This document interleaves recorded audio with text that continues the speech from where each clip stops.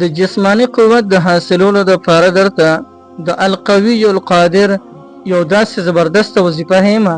کله هم تاسو دا وظیفه وکړئ ستاسو جسمانی قوت به رب العالمین ډیر زیات کړي. ډیر خلک وي دوایان استعمالوي لیکن جسمانی قوت د هغې هغسې کمزوري وي، بدن یې هماغسې کمزوري، یا په ظاهره باندې یوه بیماري نه معلومیږي، انسان ورته واره کمزوري کیږي.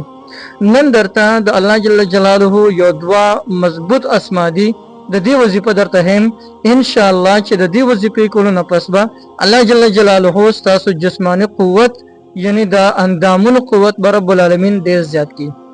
هغه وظیفه ده یا قوی یا قادر یا قوی یا قادر. کوم انسان چې دا وظیفه کوي رب العالمین به هغه ته یو قسم لا قوت او طاقت ورکړي. داسې قوت او طاقت به ورته رب العالمین ورکړي چې د انسان اندامونو کې به چرته کې دغه به رانشي کمزوروالی، کو چرته کمزوروالی پکې رب العالمین به ورته شفا ورکړي، یعنی رب العالمین به قوي که مضبوط به کړي رب العالمین. محترمو دا وظیفه ده، نو دا وظیفه به څومره کوو؟ نو دا به په کثرت سره کوو، یعنی چې زمونږ په خولې باندې هر وخت دا وظیفه شروع وي یا قوی یا قادر یا قوی یا قادر.